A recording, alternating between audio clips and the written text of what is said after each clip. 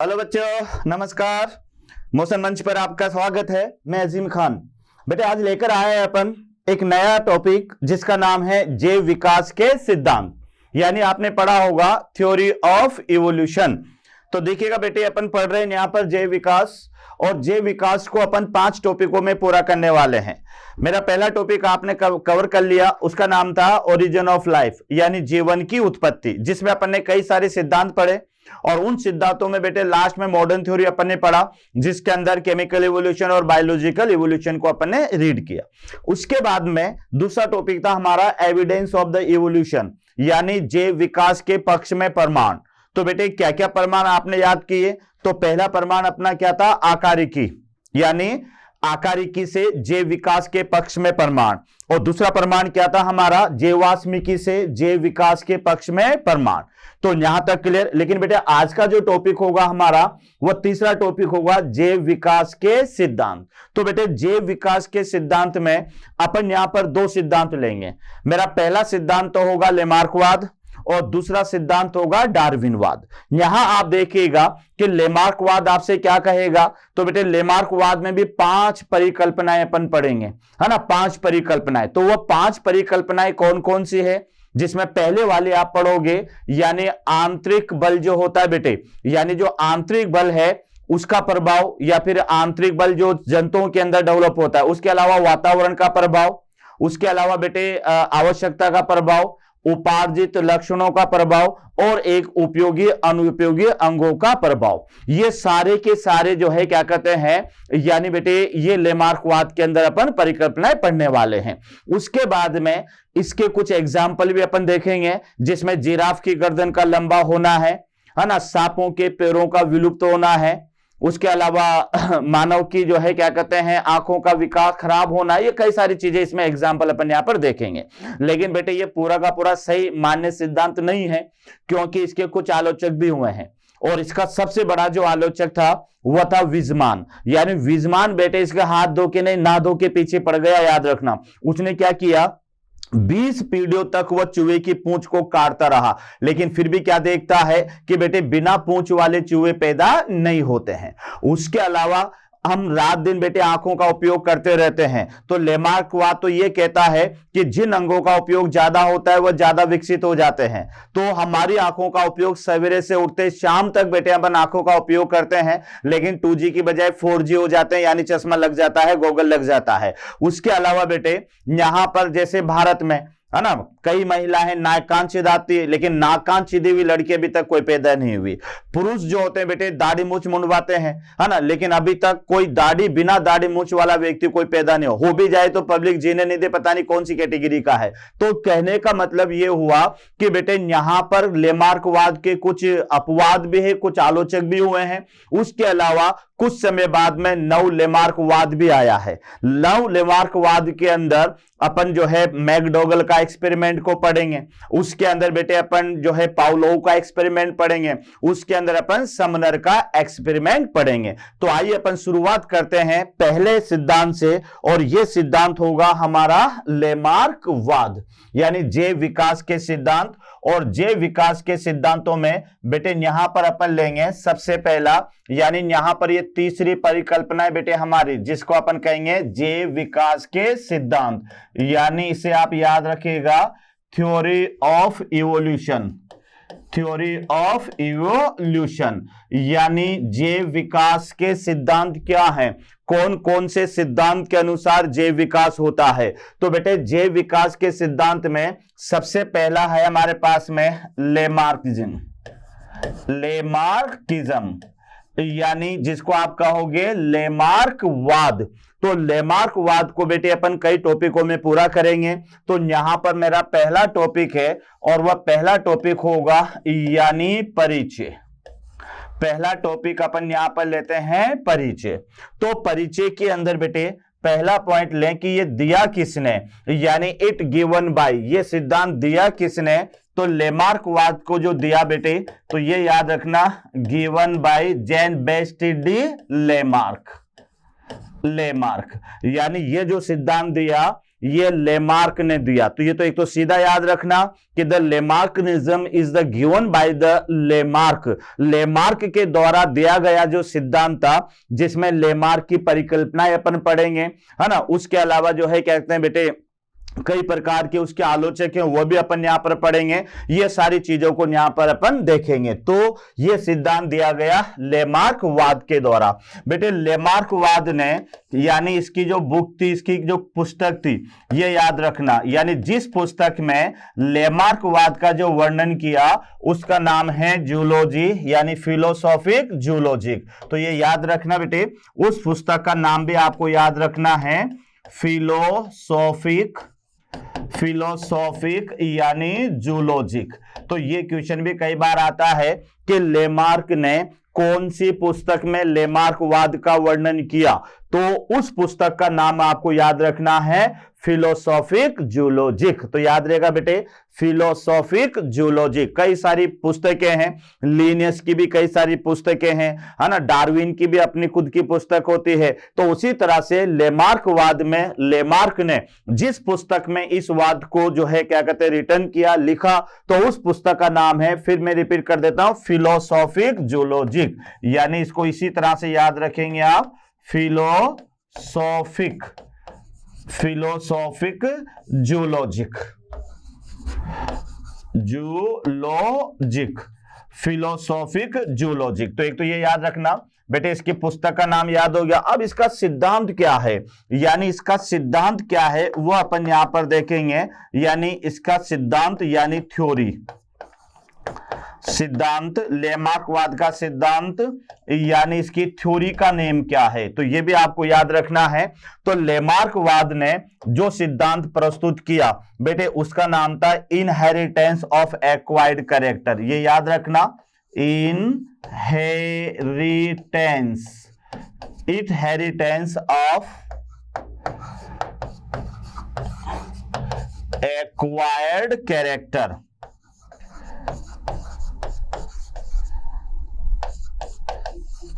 Inheritance of acquired character, यानी इसको आप कहेंगे उपार्जित लक्षणों का वंशागत सिद्धांत, वंशागति सिद्धांत। तो ये थोड़ा सा याद रखना, यानी ये बेटे इसका नाम है। तो ये 3 पॉइंट तो आपको शुरू में याद रखना है कि इस थ्योरी को दिया किसने, तो बेटे याद रखना इस थ्योरी को दिया लेमार्क ने। तो ये तो सीधा सा याद है, लेमार्कवाद किसके द्वारा दिया गया, तो जवाब है यानी लेमार्क के द्वारा। लेकिन आपको ये 2 पॉइंट याद रखना है कि लेमार्कवाद की जो पुस्तक है जिसके अंदर इसका वर्णन किया गया, तो उस पुस्तक का नाम है फिलोसॉफिक जूलॉजिक। क्या याद है बच्चों, फिलोसॉफिक जूलॉजिक। उसके बाद में इस सिद्धांत का क्या नाम है, लेमार्कनिज्म जो दिया गया, लेमार्कवाद जो दिया गया, उसका सिद्धांत था बेटे, तो उसका नाम है उपार्जित लक्षणों की वंशागति, उपार्जित लक्षणों की वंशागति। अब ये उपार्जित लक्षण क्या होते हैं, तो बेटे याद रखना ऐसे लक्षण जो जन्म के बाद में अर्जित किए जाते हैं, जन्म के बाद में वातावरणीय प्रभाव के कारण या आवश्यकता के प्रभाव के कारण या आंतरिक बल के कारण, इंटरनल फोर्स जिसको अपन कहेंगे, इंटरनल वाइटल फोर्स, आंतरिक जैव बल जो होता है बेटे,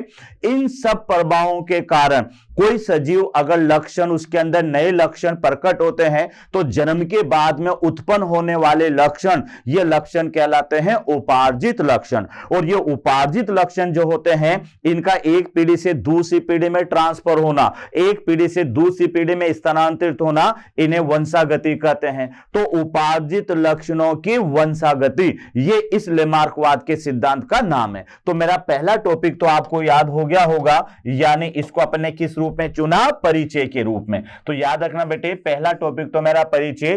परिचय में आपको मात्र 3 पॉइंट याद करना है। दिया किसने लेमार्कवाद, तो लेमार्क ने दिया। इसकी पुस्तक का नाम क्या है, फिलोसॉफिक जूलॉजी इसकी पुस्तक का नाम है, और इसके सिद्धांत का नाम क्या है? तो उपार्जित लक्षणों का वंशागत सिद्धांत। तो याद रखना, उपार्जित लक्षणों का वंशागत सिद्धांत। अब इसके सेकंड नंबर पर आते हैं, तो बेटे इसकी परिकल्पनाएं क्या होती है, यानी इसका दूसरा पार्ट अपन लेंगे, तो लेमार्कवाद की परिकल्पनाएं, यानी सेकंड पार्ट जो होगा इसका वह होगा लेमार्कवाद की परिकल्पनाएं। लेमार्कवाद की परिकल्पनाएं, यानी हाइपोथेसिस ऑफ लेमार्किनिज्म। याद रखना बेटे, hypothesis of Lamarckism. Hypothesis of Lamarckism. अब देखते हैं कि कौन सी इसकी परिकल्पना है। तो पहली परिकल्पना जो आपको डायग्राम में दिख रही है बेटे, ये मैं यहां पे ले रहा हूं आवश्यकता का प्रभाव। पहला मैं यहां पे ले रहा हूं आवश्यकता का प्रभाव। ये हमारे पास में पहली कल्पना है, यानी इफेक्ट ऑफ नीड। पहली परिकल्पना में ले रहा हूं इफेक्ट ऑफ नीड, यह याद रखना। यानी पहली परिकल्पना इसकी है आवश्यकता का प्रभाव। तो आवश्यकता का प्रभाव क्या है? तो यहां पर आप देखिएगा बेटे कि जो जंतु जिस वातावरण में रहता है उसको वहां पर जो है उस वातावरण के अनुसार जो कुछ अंगों की आवश्यकता होती है, जैसे कोई जलीय पक्षी है ना, जलीय पक्षी। तो जलीय पक्षी जो है बेटे जिस वातावरण में रहेगा वहां पर उसमें वैसे ही होंगे। ये जो डायग्राम आपको दिख रहा है ये जिराफ है। तो इसको क्या आवश्यकता पड़ी थी कि बेटे यहां पर आप देखो, आवश्यकता का प्रभाव में पहले देख लो कि यहां पर ये जिराफ है। तो जिराफ पहले बेटे ध्यान रखो कि ये ध्यान छोटी छोटी वनस्पतियों पर निर्भर रहना पड़ा। उसके बाद में फिर थोड़ी सी वनस्पति यहां पर थोड़ी यहाँ की वनस्पति खत्म हो गई तो इसे ऊंची पर निर्भर रहना पड़ा, तो इसकी गर्दन थोड़ी और ज्यादा बढ़ गई। फिर वनस्पति यहाँ की भी खत्म हो गई, यहाँ की वनस्पति, तो इसकी गर्दन और ज्यादा लंबी हो गई। उसके बाद में फिर यहाँ से भी वनस्पति खत्म हो गई बेटे, तो इसकी गर्दन और ज्यादा लंबी हो गई। और फिर यहां से भी खत्म हो गई, यहां से भी खत्म हो गई, तो इसकी गर्दन और ज्यादा लंबी हो गई।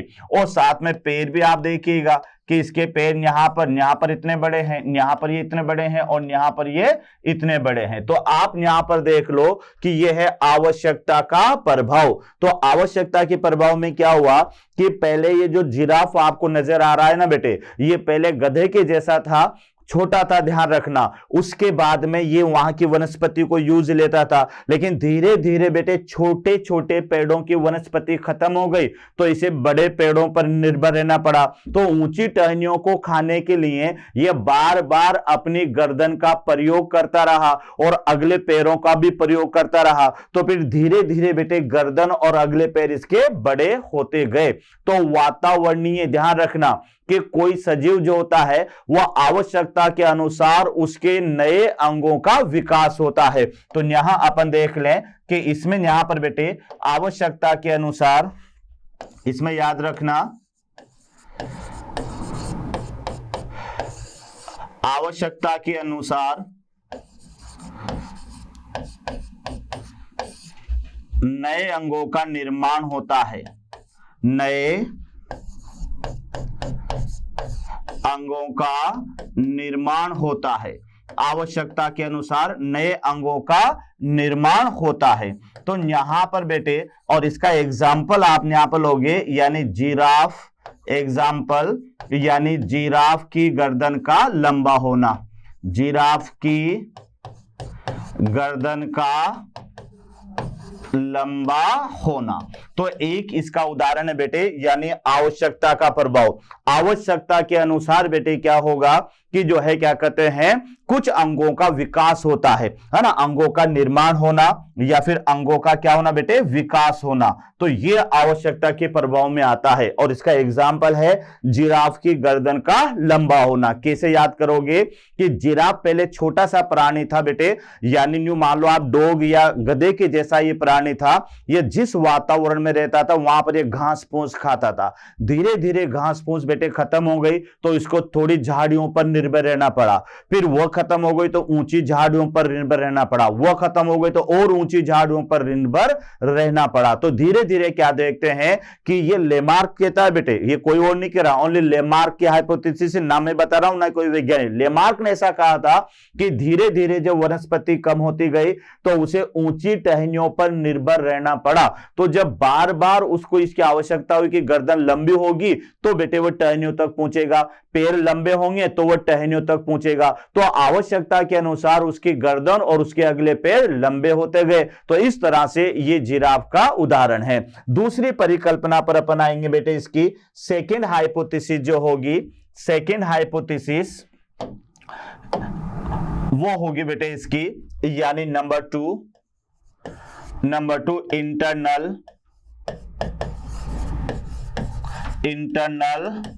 वाइटल फोर्स, यानी इसको आप कहोगे आंतरिक जैव बल, आंतरिक जैव बल, आंतरिक जैव बल। अब यह आंतरिक जैव बल क्या होता है ये इसमें आपको यहां पर देखना है। आंतरिक जैव बल यानी लेमार्क क्या कहता है कि प्रत्येक सजीव के अंदर एक आंतरिक जैव बल होता है बेटे, जो नए अंगों के विकास और शरीर वृद्धि में मदद करता है या प्रेरित करता है। तो यहां आप लिख सकते हैं, यानी लेमार्क के अनुसार प्रत्येक सजीव में, ध्यान रखना बेटे, प्रत्येक सजीव में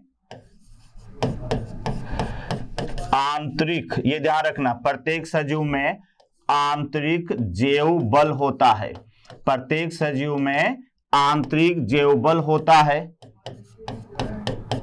आंतरिक जैव बल होता है जो नए अंगों के विकास,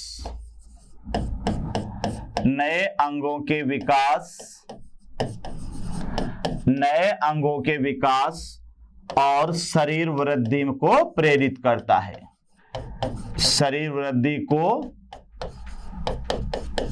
प्रेरित करता है। तो ये भी थोड़ा सा याद रखना, शरीर वृद्धि को प्रेरित करता है। तो बेटे आंतरिक जैव बल क्या कहता है कि लेमार्क के अनुसार प्रत्येक सजीव के अंदर, यानी हमारे अंदर, और ये अपन देखते भी हैं बेटे कि कोई ना कोई ऐसी क्षमता है हमारे शरीर में, तो हमें हमारे शरीर को वृद्धि को प्रेरित करती है और साथ में नए अंगों के विकास को प्रेरित करती है। तो ये जो आंतरिक वाइटल फोर्स हाइपोथेसिस है, लेमार्कवाद की दूसरी परिकल्पना, तो बेटे ये परिकल्पना ये बताती है कि प्रत्येक सजीव के अंदर कोई ऐसी इंटरनल शक्ति मौजूद है, कोई ऐसी आंतरिक शक्ति मौजूद है जिसके आधार पर उस सजीव की शरीर में वृद्धि भी होती है और साथ में नए अंगों का विकास भी होता है। तो ये कहते हैं बेटे हमारे पास में इंटरनल वाइटल फोर्स, आंतरिक जैव बल। तो याद रखना, लेमार्कवाद के अनुसार प्रत्येक सजीव के अंदर इंटरनल फोर्स होता है और यह इंटरनल फोर्स क्या करता है कि उसके शरीर के भीतर जो अंग है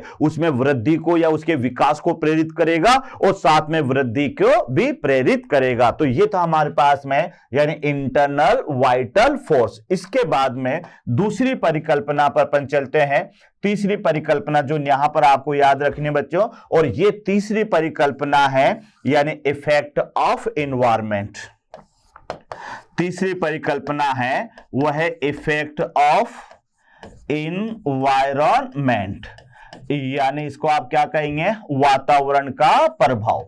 इसको आप लिख सकते हैं वातावरण, वातावरण का प्रभाव, वातावरण का प्रभाव। तो ये यहां पर ध्यान रखना, इफेक्ट ऑफ एनवायरनमेंट यानी वातावरण का प्रभाव। तो यहां आप देखो कि बेटे ये आपको क्या बता रहा है कि लेमार्कवाद के अनुसार, बेटे लेमार्कवाद के अनुसार वातावरण के प्रभाव के कारण सजीव के नए अंगों का विकास होता है, यानी सजीव को जिस वातावरण में रखेंगे उस वातावरण के अनुसार उसके शरीर की संरचना में बदलाव आएगा या उसके अंगों में बदलाव आएगा। जैसे बेटा आप देखो कि मछलियां अगर मान लो जल में तैरती है तो फिर वहां पर फिन विकसित हो गए, है ना। उसके अलावा पक्षी आसमान में उड़ते हैं तो उनके पंख विकसित हो गए, है ना। जो जलीय पक्षी बेटे जल में तैरते हैं तो उनके पंजों के बीच में जो है जाल विकसित हो गया। तो ये किसके प्रभाव के कारण?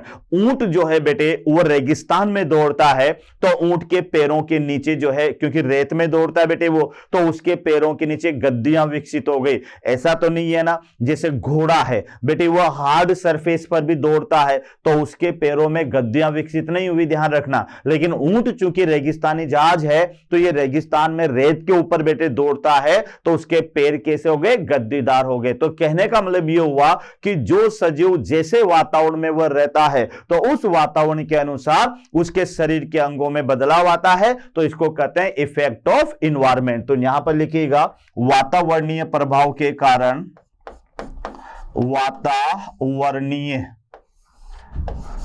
वातावरणीय प्रभाव के कारण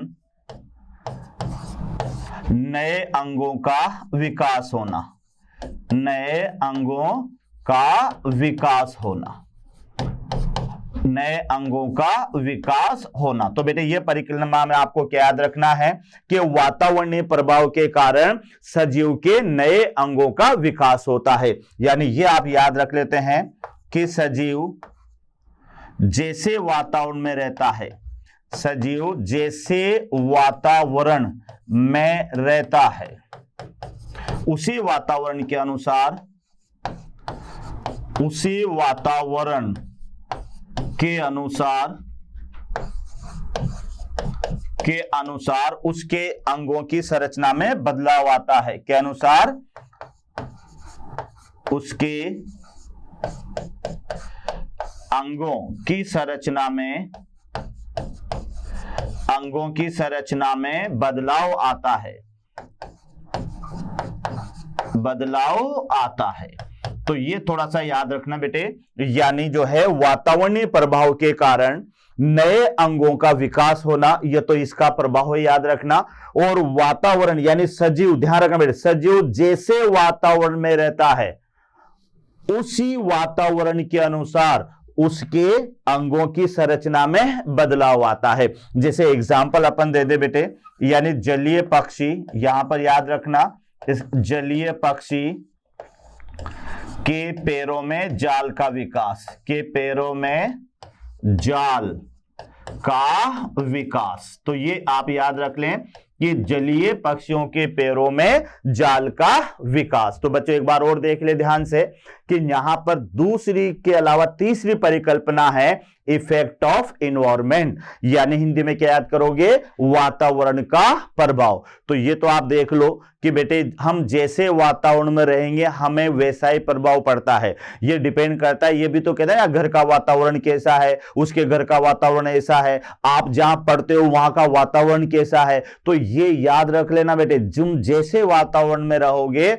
वैसे वातावरण का प्रभाव तुम्हारे ऊपर पड़ेगा। अगर तुम अच्छे दोस्तों के साथ रहोगे तो एक तरह से अच्छी पढ़ाई करोगे, और बेटे अगर आप जो है बुरे दोस्तों के साथ रहोगे तो बुराई ही आपके हाथ लगेगी। तो कहने का मतलब ये हुआ कि जो है, तभी तो कहते हैं ना बेटे big thought of the big magic, या जो व्यक्ति जैसे वातावरण में रहेगा उस पर वैसा ही प्रभाव पड़ेगा। यानी कहते हैं कोयले के हाथ में जो है, मतलब कोयले में हाथ देंगे तो बेटे काले तो होंगे से, क्योंकि कोयले का वातावरण ही ब्लैक है। तो यहां मैं आपको ये बताना चाह रहा हूं कि बेटे कोई भी सजीव जिस वातावरण में रहेगा, जिस वातावरण के अंदर वह रहता है उसी वातावरण के अनुसार उसके शरीर की संरचना या उसके जो अंग है उसी वातावरण के अनुसार उनमें बदलाव आता है। मैंने कई सारे एग्जाम्पल आपको बताए, जैसे जलीय पक्षी है। अब जलीय पक्षी बेटे जल में रहता है तो उसको तैरने, वहां पर तैरेगा तो बेटे तैरेगा तो उसके पिछले पैरों में जाल विकसित हो जाता है। मछलियां जल में तैरती है तो वहां उनमें पंख विकसित हो गए, है ना। उसके अलावा बेटे जैसे ऊंट है रेगिस्तान में रहता है, तो रेगिस्तान में रहता है तो बेटे जो है उसके पैरों के नीचे गद्दियां विकसित हो गई। तो कहने का मतलब यह हुआ कि प्रत्येक सजीव के विकास में, प्रत्येक शरीर के अंगों की संरचना में वातावरण का प्रभाव भी पड़ता है। यह कौन बता रहा है? लेमार्क। तो अच्छा रिपीट करो बच्चों कि अपन लेमार्कवाद पढ़ रहे हैं। लेमार्कवाद का दूसरा टॉपिक पढ़ रहे हैं परिकल्पनाएं। तो कभी कभी सीधा क्वेश्चन आ जाता है कि लेमार्कवाद की कितनी परिकल्पनाएं हैं, तो 5 परिकल्पनाएं परिकल्पना आप पढ़ोगे तो पहली परिकल्पना तो याद है ना, क्या थी हमारे पास में, आवश्यकता का प्रभाव। तो याद हो गया कि सजीव को जैसे जैसे आवश्यकता होगी वैसे वैसे उसके शरीर के अंगों में बदलाव आएगा। और इसका एग्जाम्पल क्या दिया अपन ने, यानी जो है जिराफ की गर्दन का लंबा होना। दूसरा था बेटे आंतरिक जैव बल। तो इसमें तो हम सब आते हैं इसके उदाहरण में, क्योंकि प्रत्येक सजीव के अंदर ऐसा आंतरिक बल मौजूद होता है जो उसके भीतर अंगों के विकास को प्रेरित करता है, या वो जो है उसके शरीर की वृद्धि को प्रेरित करता है। तो यह था आंतरिक बल, और ये सभी के अंदर होता है, याद रखना। तीसरी परिकल्पना जो आपने देखी वह है इफेक्ट ऑफ एनवायरनमेंट, यानी वातावरण का प्रभाव। तो बेटो यहां पर आप देख लीजिएगा कि वातावरण के प्रभाव में आपको कैसे याद करना है कि वातावरण के प्रभाव के कारण शरीर के अंगों का विकास होता है ना। जो सजीव जिस वातावरण में रहेगा उस वातावरण के अनुसार ही उसके अंगों में बदलाव आएगा। यहां तक क्लियर? और इसके एग्जाम्पल भी अपन यहां पर दे चुके हैं। तीसरी परिकल्पना आप देखिएगा, तीसरी परिकल्पना जो अपन लेंगे, use and disuse of organ, यानी तीसरी परिकल्पना जो होगी बेटे यहां पर अपन देख लेते हैं, ये 4 है। तो 4 परिकल्पना कौन सी है, यानी use and disuse, effect of use and disuse organ. यानी यहां पर अपन देखेंगे effect of use and disuse organ, effect of use and disuse organ. तो अगला जो प्रभाव होगा यह प्रभाव होगा हमारा effect of use and disuse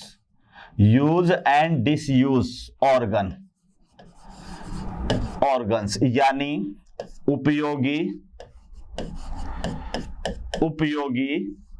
तथा अनुपयोगी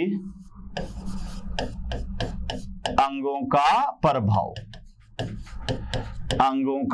प्रभाव। तो ये यहां पर आप देख लें, यानी तीसरी परिकल्पना जो है हमारे पास में वह क्या है बेटे, उपयोगी तथा अनुपयोगी अंगों का प्रभाव। यानी लेमार्कवाद ये भी कहता है कि जिन अंगों का उपयोग ज्यादा होता है वह बेटे ज्यादा विकसित होते हैं, और जिन अंगों का उपयोग नहीं होता तो वह कम विकसित होते हैं। और जो ज्यादा विकसित अंग होते हैं ये पीढ़ी दर पीढ़ी बेटे एक पीढ़ी से दूसरी पीढ़ी में जाते रहते हैं, और एक समय ऐसा आता है कि ये जंतु पहले वाले जंतुओं से ज्यादा विकसित हो जाता है, यानी ये नई जाति के अंदर विकसित हो जाता है। तो इसमें आप देखिएगा, यानी इस वाद के अनुसार जिन अंगों का उपयोग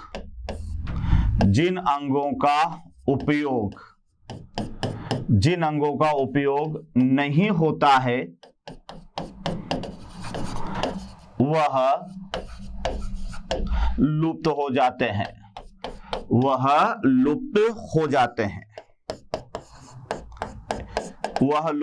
हैं। परंतु ये याद रख बेटे, जिन अंगों का उपयोग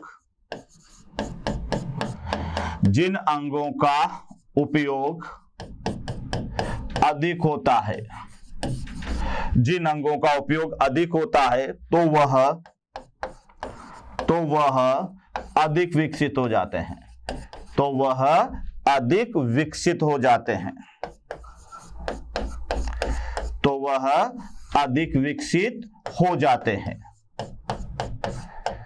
तथा पीढ़ी दर पीढ़ी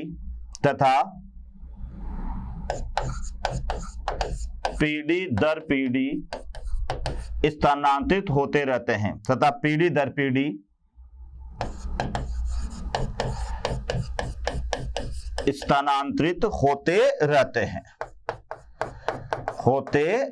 हैं, तो ये यहां पर आप देख लें कि बेटे इनके जो लक्षण होंगे वो एक पीढ़ी से दूसरी पीढ़ी में भी ट्रांसफर होते रहेंगे। तो ये आपके पास में कौन सी परिकल्पना है, चौथी परिकल्पना। तो यहां आप देख लें, जिन अंगों का उपयोग नहीं होता वो तो लुप्त हो जाते हैं। लेमार्कवाद बता रहा है बेटे आपको कि जिन अंगों का उपयोग नहीं होता जिन अंगों का उपयोग नहीं होता तो धीरे धीरे वो तो विलुप्त हो जाते हैं, और जिन अंगों का उपयोग ज्यादा होता है बेटे वह धीरे धीरे विकसित होते जाते हैं और उनके लक्षण एक पीढ़ी से दूसरी पीढ़ी में स्थानांतरित होते जाते हैं, और एक समय ऐसा आ जाता है कि ये उपयोगी अंग और ज्यादा विकसित होते जाते हैं। अब इसका अपन देखें तो यहां पर बेटे लेमार्कवाद फेल भी हुआ है। हालांकि इसका एग्जाम्पल में आप क्या लिखेंगे, इसका एग्जाम्पल में लिखेंगे सांपों के पैरों का विलुप्त होना, सांपों के पैरों का विलुप्त होना, सांपों के पैरों का विलुप्त होना। तो ये थोड़ा सा याद रखना, सांपों के पैरों का विलुप्त होना, तो ये थोड़ा सा आप ध्यान से देख लें, सांपों के पैरों का विलुप्त होना। यहां आप देख लें बच्चों कि लेमार्कवाद के अनुसार सांपों के पहले पैर हुआ करते थे, लेकिन सांपों को बिल में घुसने में परेशानी आने लगी, तो बेटे धीरे धीरे इनका उपयोग नहीं होने लगा, तो ये धीरे धीरे विलुप्त होते चले गए। इसका प्रमाण भी मिलता है कि अभी भी अजगर में श्रोणी मेखला पाई जाती है। तो इसे क्या प्रस्तुत होता है बच्चों कि यहां पर कभी न कभी इन सांपों के क्या रहे होंगे, पैर रहे होंगे। तो ये यहां पर आपको देखना है, यानी सांपों के पैरों का विलुप्त होना। तो ये हमारे पास में कौन सी परिकल्पना थी, यानी बेटे ये परिकल्पना थी तीसरी परिकल्पना। तो यहां देख ले आप ध्यान से, ये उपयोगी तथा अनुपयोगी अंगों का प्रभाव। लेकिन यहां बेटे लेमार्कवाद भी फेल हो जाता है। कैसे कि आंखों का प्रयोग, यानी हम सवेरे से उठते हैं शाम तक बेटे हमारी आंखों का प्रयोग करते हैं। कोई आंख बंद करके तो चलता नहीं है, कोई आंख बंद करके पढ़ता भी नहीं है, तो भी बेटे हम हमारी आंखों का दिन भर प्रयोग करते रहते हैं। तो हमारी आंखें तो हेडलाइट हो जाना चाहिए ना कार की तरह, यानी यहां से देखते हमारे घर का नजारा नजर आ जाए, जहां पर हमारा गांव है ना, यहां से देखिए तो हमें जो है क्या कहते हैं दूसरा शहर नजर आ जाए। लेकिन ऐसा नहीं होता। अगर आंखों का प्रयोग ज्यादा करोगे तो बेटे आंखें खराब हो जाती है, यानी चश्मा लग जाता है, गॉगल लग जाता है। तो ये ध्यान रखना, यहां लेमार्कवाद फेल हो जाता है, ये थोड़ा सा ध्यान रखिएगा बेटे। तो ये यहां पर लेमार्कवाद की कौन सी परिकल्पना थी, यानी चौथी परिकल्पना। एक और देख लो, जिन अंगों का उपयोग नहीं होता वो तो लुप्त हो जाते हैं, और जिन अंगों का उपयोग अधिक होता है वह अधिक विकसित हो जाते हैं, और इनके लक्षण पीढ़ी दर पीढ़ी स्थानांतरित होते जाते हैं। तो ये थोड़ा सा याद रखना बेटे, कौन कौन सी परिकल्पनाएं हुई, 4। नंबर 1 कौन सी थी बेटे, आंतरिक जैव बल ध्यान रखना का प्रभाव। दूसरी थी बेटे हमारे पास में जो है आवश्यकता का प्रभाव। तीसरी थी जो है वातावरण का प्रभाव, और चौथी थी हमारे पास में उपयोगी तथा अनुपयोगी अंगों का प्रभाव। चौथी परिकल्पना जो यहां पर लेंगे वह परिकल्पना होगी बेटे हमारे पास में, यानी चौथी परिकल्पना जो लेमार्कवाद की होगी, 5वीं परिकल्पना, वो होगी उपार्जित लक्षणों की वंशागति। यह है उपार्जित लक्षणों की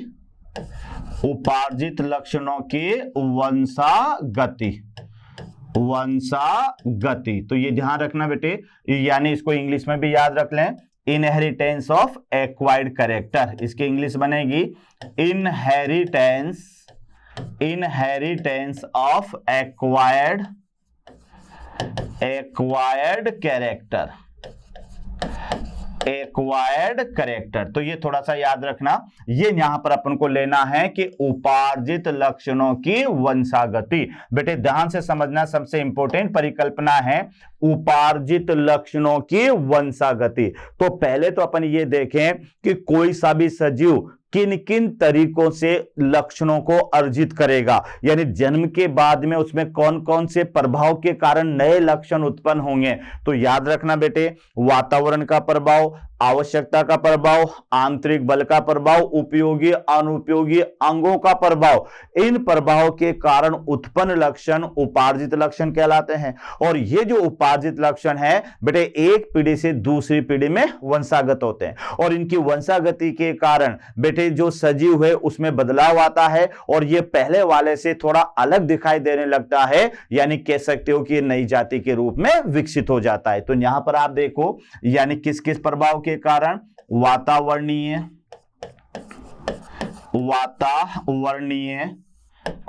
आवश्यकता, आवश्यकता, वातावरणीय कोमा आवश्यकता, कोमा याद रखना बेटे, आंतरिक बल कोमा उपयोगी और अनुपयोगी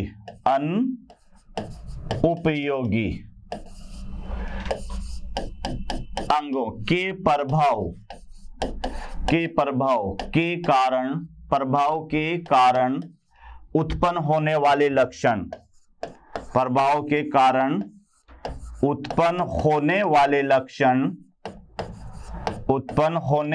लक्षण, उपार्जित लक्षण कहलाते हैं। उपार्जित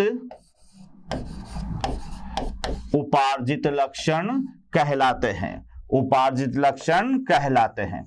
तो ये थोड़ा सा याद रख लें। पहले तो ये याद रखें कि उपार्जित लक्षण होते क्या है, ये याद रखना बेटे। पहले क्या याद रखोगे कि उपार्जित लक्षण, जिसको आप इंग्लिश में क्या बोलेंगे, एक्वायर्ड कैरेक्टर, ये ध्यान रखना बेटे। यानी उपार्जित लक्षण को इंग्लिश में बोलते हैं एक्वायर्ड कैरेक्टर। तो एक बार देख लो कि प्रत्येक सजीव किन किन तरीकों से नए लक्षण प्राप्त करेगा। तो वातावरणीय प्रभाव के कारण नए लक्षण आ सकते हैं, आवश्यकता के प्रभाव के कारण आ सकते हैं, उपयोगी अनुपयोगी अंगों के प्रभाव के कारण आ सकते हैं, या शरीर में मौजूद आंतरिक बल के प्रभाव के कारण आ सकते हैं। तो बेटे इन 3-4 कारणों से जो नए लक्षण उत्पन्न होंगे, जो जन्म के बाद में नए लक्षण उत्पन्न होंगे, वो लक्षण कहलाते हैं उपार्जित लक्षण। अब ये लक्षण क्या होंगे बेटे, ये पीढ़ी दर पीढ़ी स्थानांतरित होंगे। तो यहां देखिएगा, यह उपार्जित लक्षण, याद रखना बेटे, यह उपार्जित लक्षण एक पीढ़ी से दूसरी पीढ़ी में स्थानांतरित होते रहते हैं। एक पीढ़ी से दूसरी पीढ़ी में स्थानांतरित होते रहते हैं। याद रखना, देख क्या लिखा है बेटे कि ये जो उपार्जित लक्षण है, ये एक पीढ़ी से दूसरी पीढ़ी में स्थानांतरित होते रहते हैं, जिससे सजीव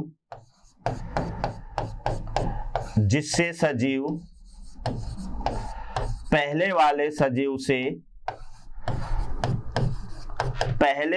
सजीव से अलग दिखाई देने लगता है। पहले वाले सजीव से अलग दिखाई देने लगता है, अर्थात नई जाति में विकसित हो जाता है। यानी अर्थात नई जाति में विकसित हो जाता है। तो यहां पर आप देख लें बेटे, ये हमारे पास में इसकी 5वीं परिकल्पना जो सबसे इंपॉर्टेंट है, बस इसको थोड़ा सा समझना है। एक बार और मैं रिपीट कर देता हूं कि उपार्जित लक्षणों की वंशागति, यानी ये 5वीं परिकल्पना है, इनहेरिटेंस ऑफ एक्वायर्ड कैरेक्टर। तो यहां आप देख लें कि बेटे आंतरिक बल के कारण, वातावरणीय प्रभाव, आवश्यकता का प्रभाव, आंतरिक बल का प्रभाव, उपयोगी अनुपयोगी अंगों के प्रभाव के कारण उत्पन्न होने वाले जो लक्षण हैं, उन लक्षणों को आप कहोगे उपार्जित लक्षण। और ये जो उपार्जित लक्षण है बेटे, ये एक पीढ़ी से दूसरी पीढ़ी में वंशागत होते हैं, और जब ये लगातार वंशागत होते रहते हैं तो एक समय ऐसा आता है कि वर्तमान का जो सजीव है, ये पहले वाले सजीव से बिल्कुल अलग सा दिखाई देने लगता है। यानी आप ये कह सकते हैं कि ये नई जाति के रूप में विकसित हो गया। यानी ये पहले वाला जो आज से लाखों साल पहले का कोई सजीव है, उसके बाद में जब इस सजीव को देखोगे तो बेटे ये बिल्कुल ही आपको अलग दिखाई देने लगेगा। तो इस तरह से अब इसके एग्जाम्पल पर अपन आते हैं कि इसका एग्जाम्पल कौन कौन से, वो भी अपन यहां देखेंगे। लेकिन उससे पहले बेटे फिर मैं रिपीट कर रहा हूं कि लेमार्कवाद की परिकल्पनाएं 5 है।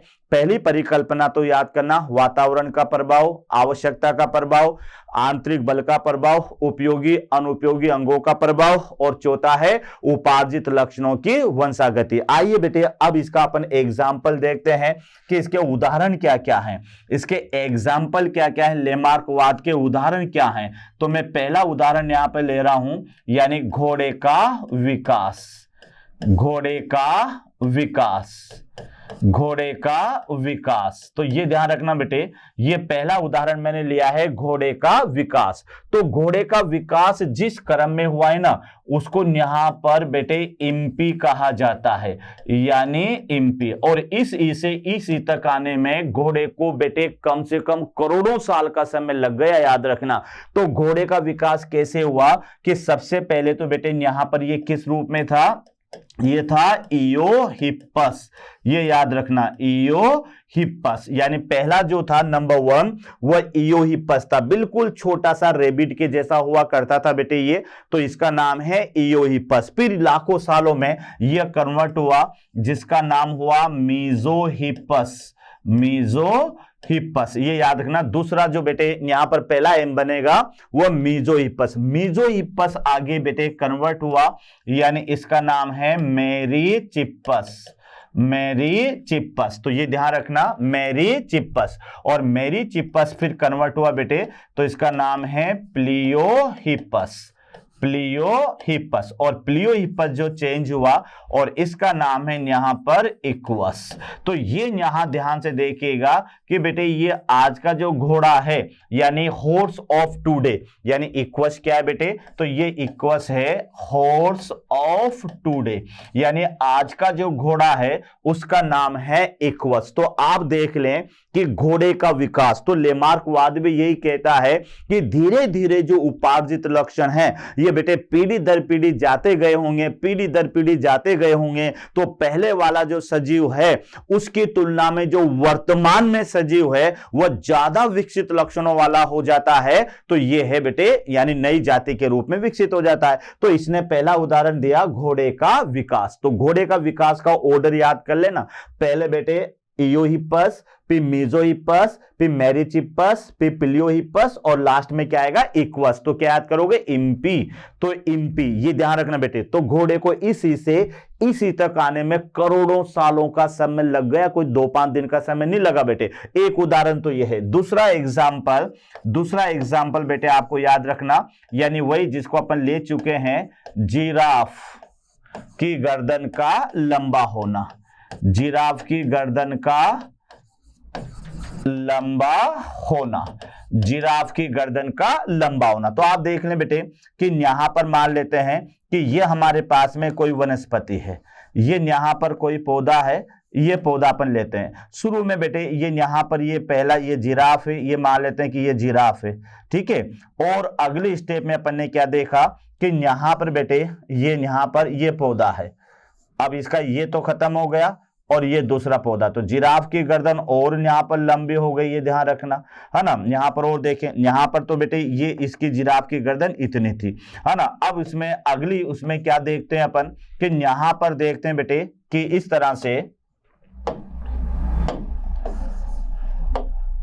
यहां अपन देखते हैं कि यहां पर ये पौधा है, ये अब ये वाली भी खत्म हो गई थी, ये वाली भी बेटे खत्म हो गई थी। अब जिराफ को यानी यहां पर इस तरह से ये जिराफ को ये जिराफ की गर्दन मान लेते हैं, ठीक है। तो आप खुद देख लें कि बेटे जैसे जैसे यहां पर शुरुआत में वनस्पति थी तो जिराफ की गर्दन बेटे इतनी सी थी, उसके बाद में फिर ये इतनी बड़ी हो गई और बाद में ये इतनी बड़ी हो गई। तो ये जिराफ की गर्दन का लंबा होना, ये बेटे यहां पर ये इसका दूसरा उदाहरण है। तो यहां आप देख लें लेमार्कवाद का पहला उदाहरण तो क्या है, घोड़े का विकास, ये याद करोगे।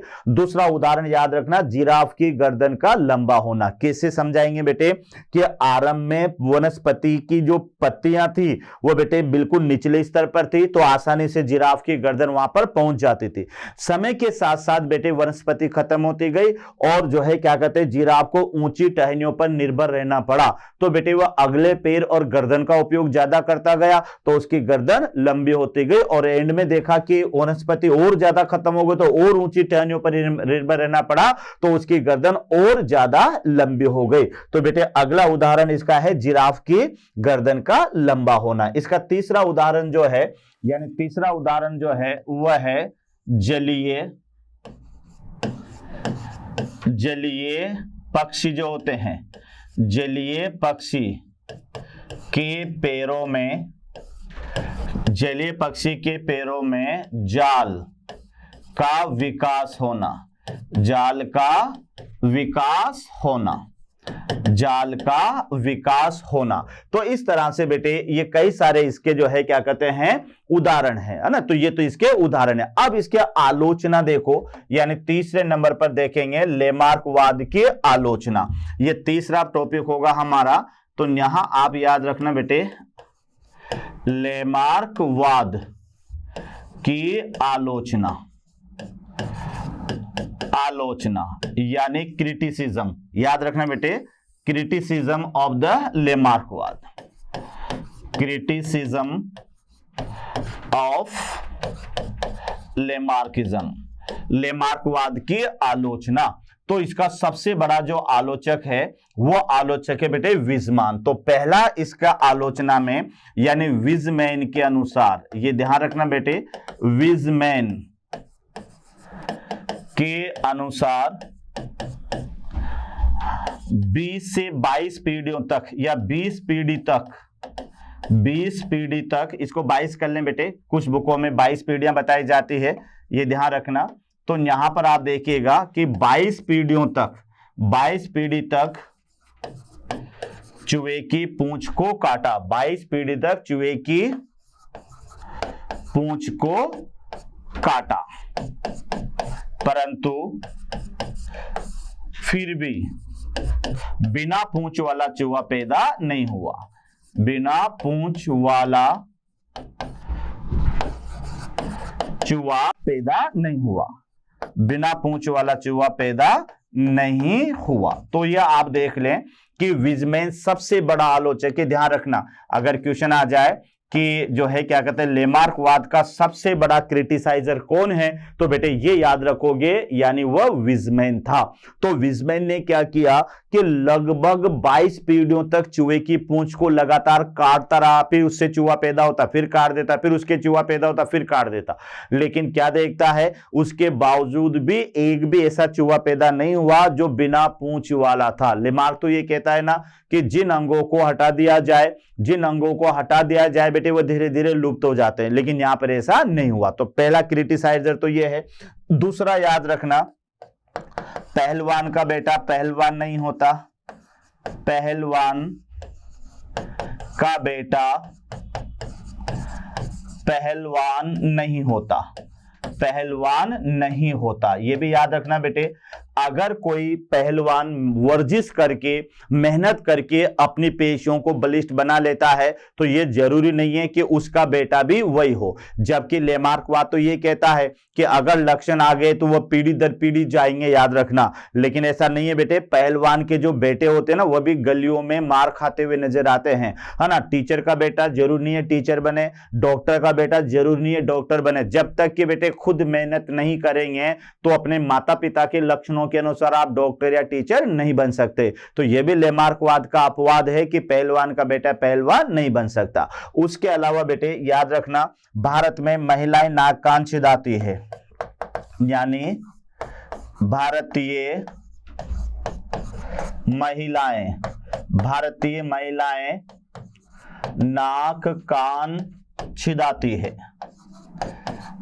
नाक कान छिदाती है। लेकिन बेटे आगे याद कर लो कि अभी तक कोई ऐसी लड़की पैदा नहीं हुई कि जन्म के साथ ही सोने की बालियां लेकर साथ में आई हो। तो ये थोड़ा सा याद रख लेना कि भारत में हर महिला नाक और कान छिदाती, ये पड़ता है बेटे, लेकिन अभी तक कोई ऐसी लड़की पैदा नहीं हुई जो शुरू से जन्म से नाक कान छिदी हुई आए। यानी अब लेमार्क तो ये कहता है ना कि जिन अंगों का यूज ज्यादा होता है वह पीढ़ी दर पीढ़ी आगे बढ़ते जाते हैं। ठीक है, ऐसे ऐसे मैं और बता दूं बेटे कि मानव, जो भारतीय मानव है या और भी मनुष्य है, पुरुष है, वो अपनी दाढ़ी मूंछों को मुड़ाता है ना, दाढ़ी मूंछों को हैंडसम दिखने के लिए बेटे अपनी दाढ़ी मूंछों को वह क्लियर शेव करता है। लेकिन अभी तक कोई ऐसा लड़का पैदा नहीं हुआ जो जन्म के बाद में भी उसके दाढ़ी मूंछ नहीं आए। और गलती से नहीं आएगी ना तो आस पड़ोस वाले जीने नहीं देंगे, और यार क्यों नहीं आए, कौन से ग्रुप में अब इसको शामिल करें। तो याद रखना, पुरुष के ग्रुप में शामिल होने के लिए दाढ़ी मूंछ का आना भी जरूरी है।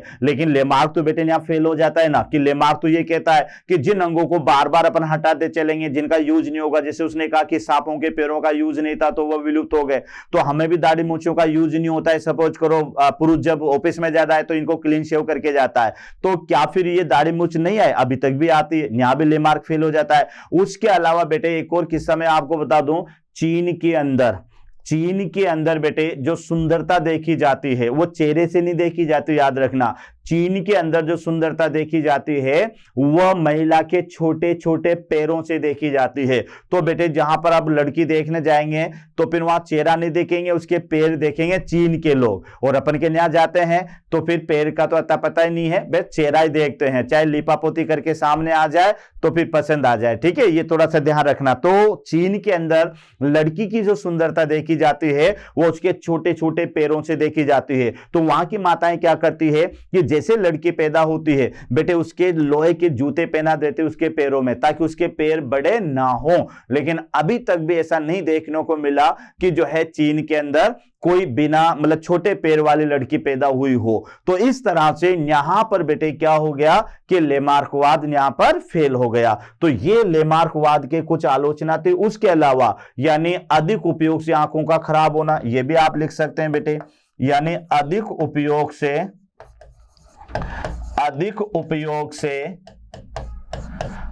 उपयोग से आंखों का खराब होना।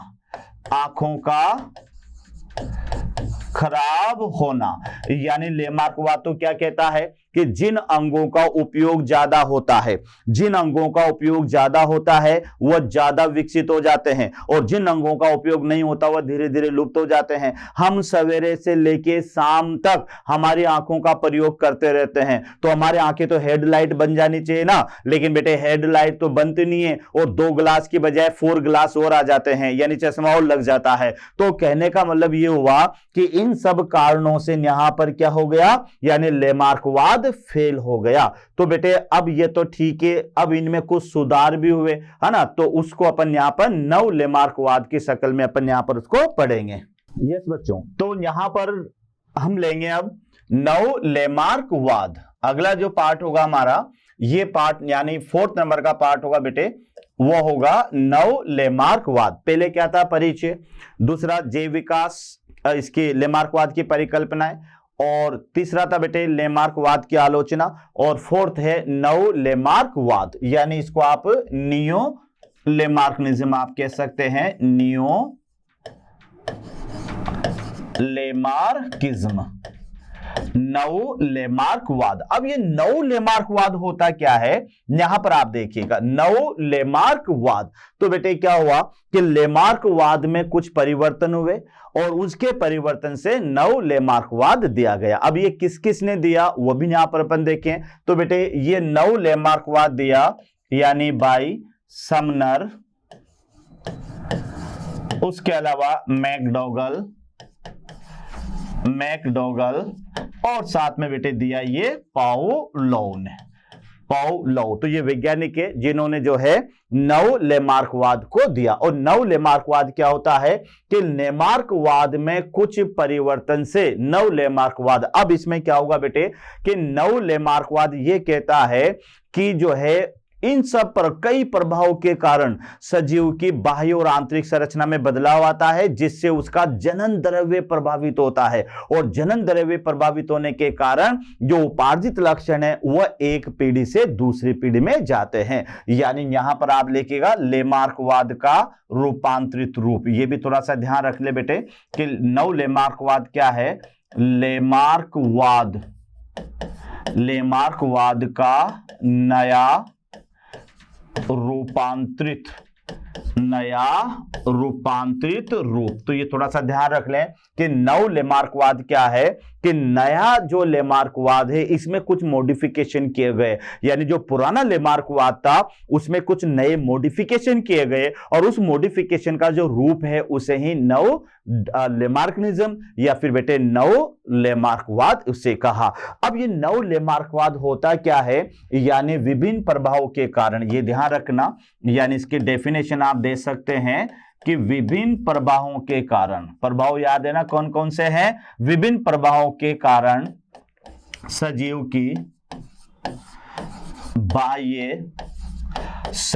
की बाह्य तथा आंतरिक, विभिन्न प्रभाव के कारण सजीव की बाह्य तथा आंतरिक संरचना में बदलाव आता है। आंतरिक संरचना में बदलाव आता है जिससे उसका जनन द्रव्य प्रभावित होता है, जिससे उसका जनन द्रव्य, याद रखना बेटे ये सबसे इंपॉर्टेंट है, जिससे उसका जनन द्रव्य प्रभावित होता है। ये थोड़ा सा आपको याद रखना है, जिससे उसका जनन द्रव्य, ये याद रखना बेटे, जनन द्रव्य, जिससे उसका जनन द्रव्य प्रभावित होता है, जो एक पीढ़ी से दूसरी पीढ़ी में स्थानांतरित होता है, जो एक पीढ़ी से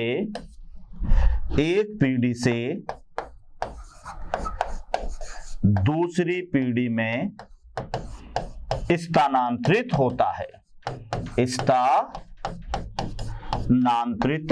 होता है। तो यहां आप ये देख लें कि बेटे नव लेमार्कवाद क्या है। तो नव लेमार्कवाद से पहले लेमार्कवाद क्या है, तो लेमार्कवाद तो ये कहा था कि विभिन्न प्रभावों के कारण, अब वो प्रभाव 3-4 तरह के थे बेटे, विभिन्न प्रभावों के कारण सजीव के शरीर में जो लक्षण उत्पन्न होते हैं उन्हें उपार्जित लक्षण कहते हैं और ये एक पीढ़ी से दूसरी पीढ़ी में जाते हैं। उसने ये नहीं बताया था कि ये जनन द्रव्य के द्वारा जाते हैं या ये कायिक द्रव्य के द्वारा जाते हैं, लेकिन नव लेमार्कवाद आपको क्या बता रहा है कि विभिन्न प्रभावों के कारण जो सजीव के शरीर में लक्षण उत्पन्न होते हैं, चाहे वह बाह्य लक्षण हो या चाहे वह आंतरिक लक्षण, इन लक्षणों के बदलने से उसका जनन द्रव्य यानी प्रोटोप्लाज्म या जर्म प्लाज्म प्रभावित होता है। और जर्म प्लाज्म बेटे युग्मकों में प्रेजेंट होता है, जनन द्रव्य गैमेट्स में प्रेजेंट होता है, जो निषेचन के माध्यम से अगली पीढ़ी के अंदर स्थानांतरित हो जाते हैं। तो नव लेमार्कवाद ये कहता है कि इन बाह्य और आंतरिक संरचना में बदलाव के कारण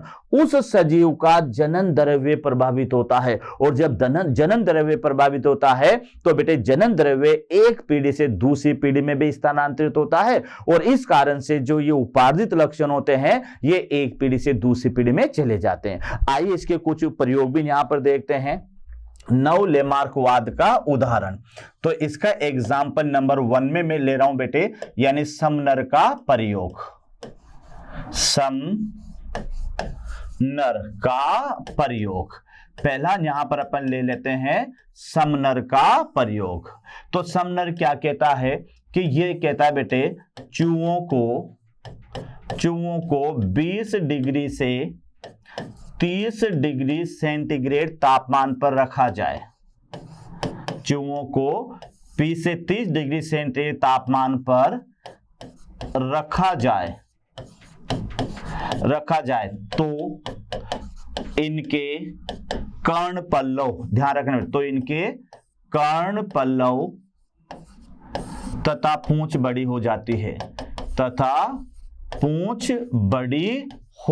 है, हो जाती है। तो ये थोड़ा सा याद रख लें कि समनर का क्या प्रयोग है कि यदि चूहों को 20 से 30 डिग्री सेंटीग्रेड पर रखा जाए तो बेटे ऐसे चूहों के ये कर्ण पल्लव, जिसको ईयर पिन्ना कहेंगे, और इनकी टेल जो है वह लॉन्ग हो जाती है। अगर इससे कम पर रहेंगे तो कर्ण पल्लव बड़े नहीं होंगे, 30 से ज्यादा पर रहेंगे तो कर्ण पल्लव बड़े नहीं होंगे। तो यहां पर वातावरण का प्रभाव पड़ रहा है कि अगर चूहों को 20 से 30 डिग्री सेंटीग्रेड तापमान पर रखा जाए तो बेटे उन चूहों की पूंछ और कर्ण पल्लव बड़े हो जाते हैं। यहां पर इसका सेकंड एग्जांपल लेंगे बेटे, वह होगा मैकडॉगल।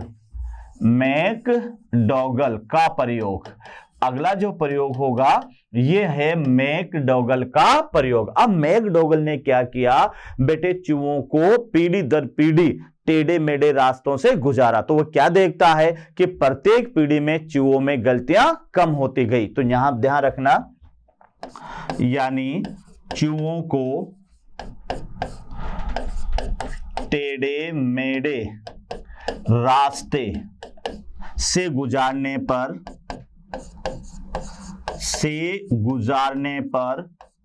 पीढ़ी दर पीढ़ी गलतियां कम होती गई। पीढ़ी दर पीढ़ी गलतियां कम होती गई। पीढ़ी दर पीढ़ी गलतियां कम होती गई। कम होती गई, इसको समझना बेटे कि यहां पर सपोज करो कि जैसे ये प्लेटफॉर्म है, ये प्लेटफॉर्म है। अब यहां पर इस तरह से उसने यहां लिया, ये टेढ़े मेढ़े रास्ते लिया बेटे इस तरह से, ये यहां पर ये कोई भूल भुलैया है इस तरह से, और ये टेढ़े मेढ़े रास्ते यहां पर लिए, ये इस तरह से यहां पर टेढ़े मेढ़े रास्ते से उसको गुजारा, और लास्ट में ये यहां पर भोजन रखा हुआ था। ये यहां पर क्या है, ये फूड था। अब यहां पर कई सारे टेढ़े मेढ़े रास्ते जब यहां पर उसने बनाए, और इस तरह से यहां पर ये कोई प्लेटफॉर्म है, ये प्लेटफॉर्म है। तो यहां से जब चूहों को गुजारा तो पहली पीढ़ी में बेटे मान लेते हैं ज्यादा चूहों ने गलतियां की और वो जो है भोजन तक नहीं पहुंच पाए। फिर उन्हीं चूहों में प्रजनन करवाया तो उनकी अगली पीढ़ी में उतनी संख्या में चूहों को उसने छोड़ा तो बेटे गलतियां और कम हुई, फिर और कम हुई। यानी वो क्या देखता है कि धीरे धीरे चूहे जो है पर वातावरण का प्रभाव पड़ा और वो भोजन तक पहुंचने के लिए गलतियां कम करने लगे। तो मैकडॉगल ये कहता है कि चूहों को जब टेढ़े मेढ़े रास्तों से गुजारने पर उनमें पीढ़ी दर पीढ़ी गलतियां कम होती गई। तो यह भी वातावरण का प्रभाव यहां पर पड़ा। उसके अलावा बेटे तीसरा एक्सपेरिमेंट है पावलोव का प्रयोग।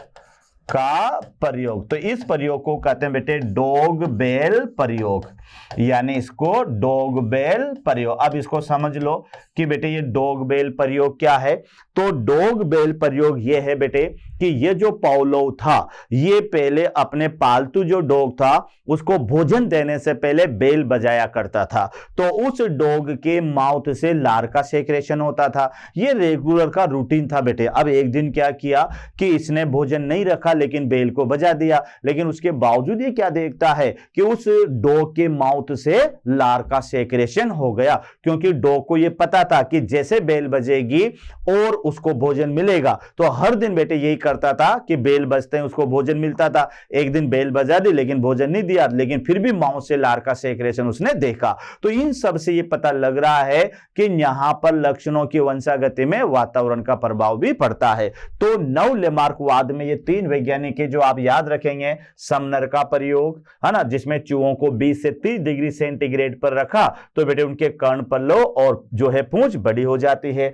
दूसरा मैकडॉगल का प्रयोग, यानी इसने चूहों को टेढ़े मेढ़े रास्तों से गुजारा तो ये चूहे पीढ़ी दर पीढ़ी जो है गलतियां कम करते गए। उसके बाद में ये पावलोव का डॉग बेल प्रयोग आता है, जिसमें जो है वह बेल बजाने के साथ ही बेटे डॉग को भोजन दिया करता था। और एक समय उसने बेल तो बजा दी लेकिन भोजन नहीं दिया, उसके बावजूद भी उसके माउथ से लार का सेक्रेशन होता है। तो ये था बेटे हमारे पास में लेमार्कवाद। तो बच्चों याद रखना, लेमार्कवाद को अपन ने मात्र 4 टॉपिकों में पूरा किया है।